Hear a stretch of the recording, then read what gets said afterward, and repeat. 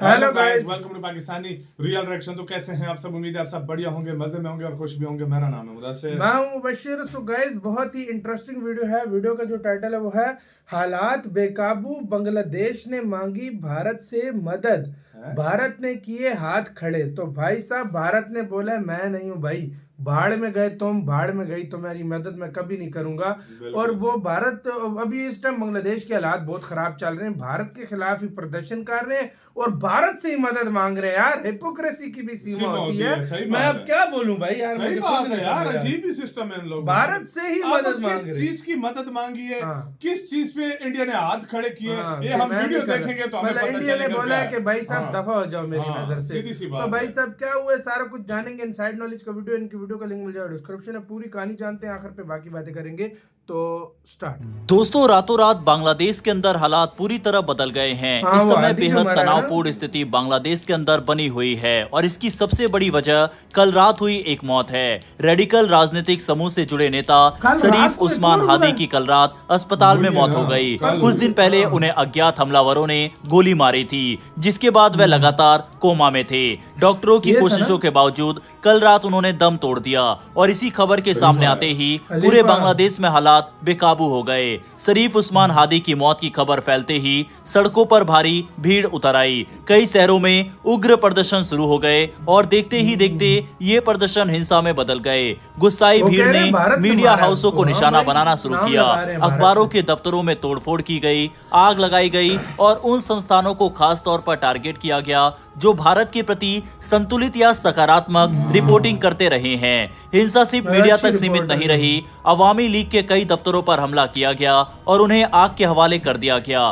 शेख मुजीबुर रहमान के ऐतिहासिक आवास पर भी आगजनी की खबरें सामने आई, जो बांग्लादेश के इतिहास और राजनीति में एक बड़ा प्रतीक माना जाता है। इस घटना ने साफ कर दिया कि विरोध अब सिर्फ एक नेता की मौत तक सीमित नहीं है, बल्कि इसका दायरा कहीं ज्यादा बड़ा हो चुका है। ढाका समेत कई इलाकों में स्थिति इतनी खराब हो गई है कि सुरक्षा बलों को तैनात करना पड़ा। सोशल मीडिया पर वायरल हो रहे वीडियो ये दिखाते हैं कि किस तरह खुलेआम आगजनी, पथराव और तोड़फोड़ हो रही है। हालात की गंभीरता को देखते हुए कई विदेशी दूतावासों ने भी अपने नागरिकों के लिए अलर्ट जारी कर दिया है।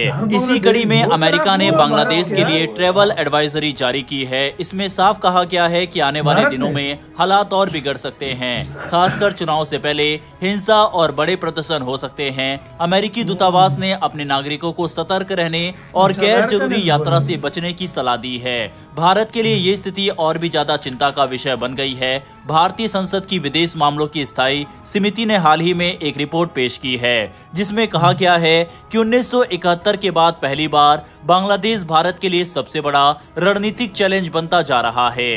इस रिपोर्ट में बांग्लादेश की मौजूदा राजनीतिक अस्थिरता को गंभीर खतरा बताया गया है। इस रिपोर्ट में चीन और पाकिस्तान की बढ़ती भूमिका पर खास चिंता जताई गई है। बीते कुछ समय से चीन बांग्लादेश में इंफ्रास्ट्रक्चर प्रोजेक्ट के जरिए अपनी पकड़ मजबूत कर रहा है।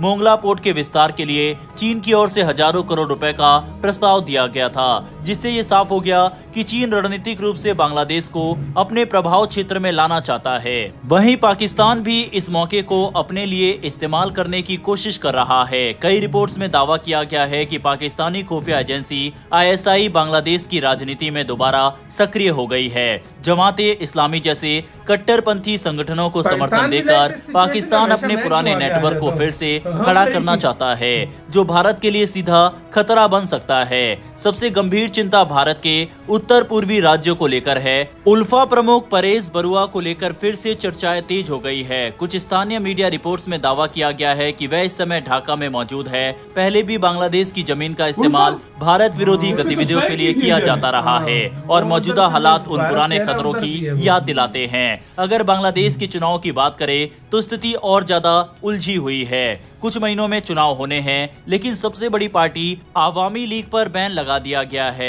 BNP दूसरी बड़ी पार्टी है, लेकिन खालिदा जिया की खराब सेहत के कारण नेतृत्व कमजोर नजर आ रहा है। उनके बेटे तारिक रहमान के नेतृत्व को लेकर भी देश में मतभेद है। नई उभरती पार्टियों और छात्र संगठनों से बनी राजनीतिक ताकतों के पास सीमित जन समर्थन है, लेकिन वह गठबंधन के जरिए सत्ता में आने की कोशिश कर सकते हैं।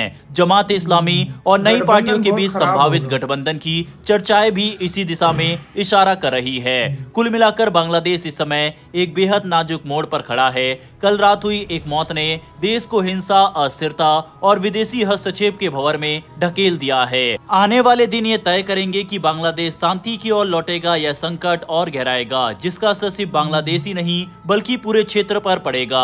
बहरहाल दोस्तों, इस वीडियो में इतना ही। वर्ल्ड अफेयर से जुड़ी ऐसी ही डेली वीडियो के लिए नीचे दिए गए सब्सक्राइब बटन को प्रेस कर बेल आइकन को दबा लें। फिर मिलेंगे ऐसी एक नई वीडियो के साथ। धन्यवाद। जय हिंद, जय भारत। इसी के साथ ही यार वीडियो खत्म। ओरिजिनल वीडियो का लिंक मिल जाएगा डिस्क्रिप्शन में। यार देखो, सीधी सी बात है, अभी उधर भारत के खिलाफ एक जो अवामी लीग वाले जो है, मतलब उधर जो है वो भारत से मदद मांग रहे हैं। भारत उनकी भी मदद नहीं कर रहा और दूसरी सिफारतखानों पे अटैक कर रहे हैं। जो इंडिया की अच्छी खबरें छापते थे उनके दफ्तरों पर तोड़ फोड़ कर रहे हैं, आग लगा रहे हैं, सारा कुछ कर रहे हैं। भाई हालात बेकाबू में बड़ा गंद मचा हुआ है यार बांग्लादेश में। और इस टाइम बांग्लादेश में सबसे ज्यादा नफरत भारत के लिए पाल रही है। और कहते हैं 1971 के बाद सबसे ज्यादा खतरा इस टाइम जो है ना, शशि थरूर ने बोला, जो मेरा भी एक तरह से फेवरेट पॉलिटिशियन है, बहुत जबरदस्त पॉलिटिशियन है। उसने बोला 71 के बाद सबसे बड़ा चैलेंज अभी बांग्लादेश हमें दे रहा है। बिल्कुल।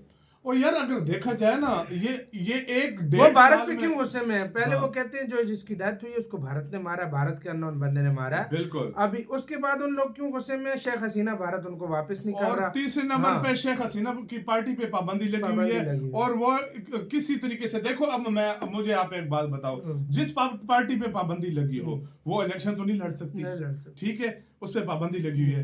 अब खुद सोचो, जो इलेक्शन का रिजल्ट आएगा, जो सत्ता पे बैठेगा वो क्या करेगा? गोल खिलाएगा। वही तो लाजमी बात है, वो अमेरिका की मर्जी से आएगा या जो यूनस है इसकी पार्टी के जोड़ तोड़ करके यूनस ही ना आ जाए। यूनस ही आ जाए, जो सीधी कुछ भी हो सकता है, जोड़ तोड़ करके यूनस ही ना आ जाए। यूनस को अब क्योंकि खून चख लिया उसने, अब उसने अपनी पार्टी भी बनाई है। अगर तुम्हें याद हो, उसने अपनी पार्टी भी बनाई है। यूनस है ही सबसे बड़ा एंटी इंडिया, वो एंटी इंडिया बना हुआ है। कार्यकाल में तो गंद मचा है। और जो ये जिसने कहा था कि इंडिया ग्रेटर बांग्लादेश बनाएंगे, ये जो मरा है उसका क्या हादी नाम था ना, ठंडा हो गया ये वो तो चलो मर गया। उसके बाद कितने हादी अपने लिए खड़ा करके मतलब वो तो किए। और वो कह रहा था इसने, इसका ये एजेंडा था ना कि भारत को मतलब तोड़ के हम जो 7 सिस्टर्स हैं वो अपने काबू में करेंगे और एक ग्रेटर बांग्लादेश बनाएंगे। मतलब वेस्ट बंगाल भी उसके अंदर शामिल। और ये बांग्लादेश उल्टा और सिमटता जा रहा है, और सिमटता जा रहे हैं। तो भाई साहब, भारत से पंगा न लो, फिर भारत से मदद भी तुम मांगते हो, कभी भारत से तुम पंगे ले रहे हो। मुझे इनकी नहीं समझ आ रही। सही बात है, मदद ये जिस तरह हमारे लिए अफगानिस्तान खड़ा हुआ है, इनके लिए भाई ये बांग्लादेश खड़ा हो गया। ये तो सेम सिचुएशन बन गई है दोनों तरफ। हमारे लिए अफगानिस्तान खड़ा हो गया, उधर बांग्लादेश खड़ा हो गया। तो आपका गाइस क्या कहना है? अपनी राय जो है कमेंट सेक्शन में दें। आप क्या सोचते हैं सारे मामले पे? अपना गाइस बहुत ज्यादा ख्याल रखना। तो यार